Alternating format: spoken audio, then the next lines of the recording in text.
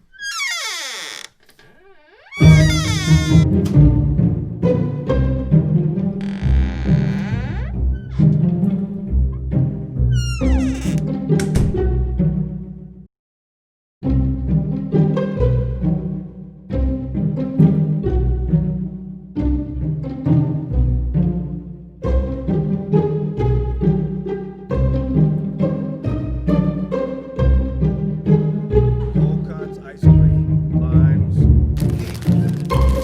brown jar. That's still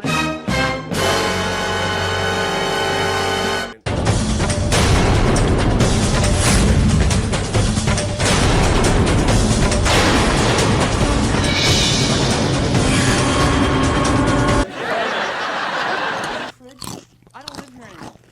Well, look, okay. Suppose we were a divorced couple, and I got custody of the kid, right? Now suppose the kid died.